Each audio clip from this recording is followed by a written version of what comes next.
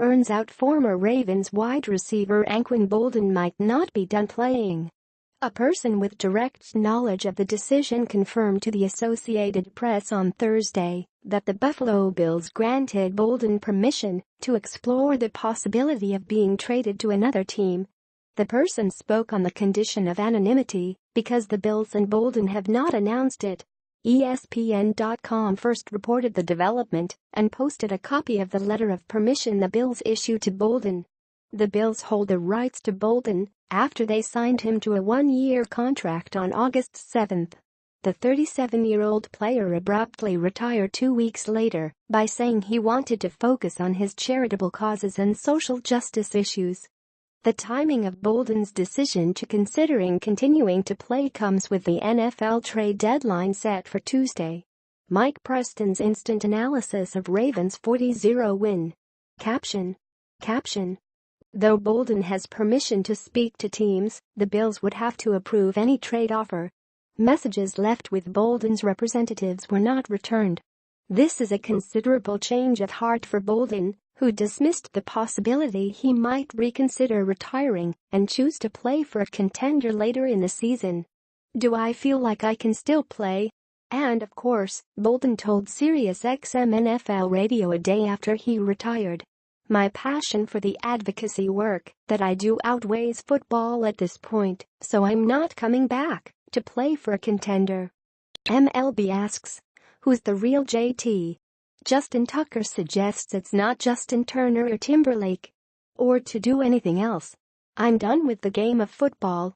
Boldin said he didn't make his decision to retire overnight and noted it was spurred by the deadly and racially charged protests that occurred in Charlottesville, Virginia.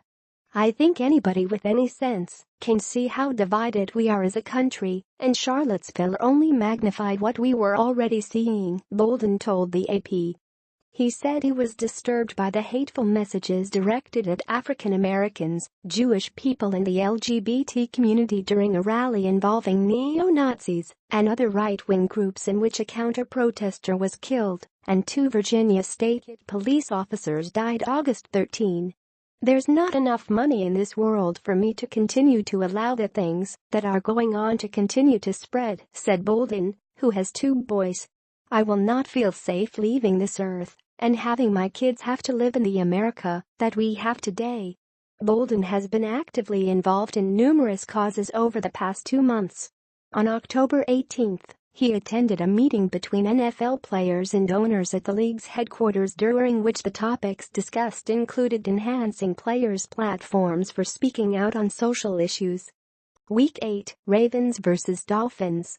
The Ravens shut out the Dolphins in a primetime game on Thursday night at M&T Bank Stadium. After a 40-0 rout, the Ravens improved to 4-4, and the Dolphins fall to 4-3.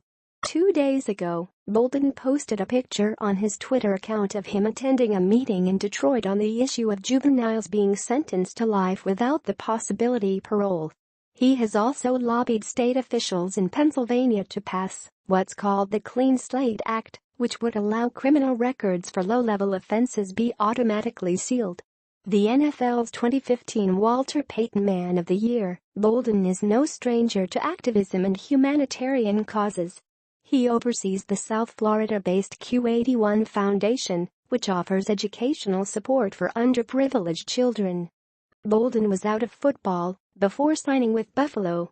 He spent last season with Detroit, where he had 67 catches for 584 yards and 8 touchdowns in 16 games. Overall, he ranks in the top 4 among active receivers with 1,076 catches, 13,779 yards receiving and 82 touchdowns receiving. Boldin's decision to retire was considered curious as it happened a little over a week after Buffalo made 2 separate trades in dealing starting receiver Sammy Watkins to the Los Angeles Rams and starting cornerback Ronald Darby to Philadelphia. In return, the Bills acquired receiver Jordan Matthews and cornerback E.J. Gaines, plus a second and third-round draft pick.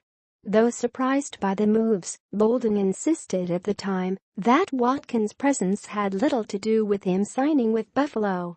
The Bills, 4-2, are off to a better-than-expected start and host Oakland 3-4 on Sunday.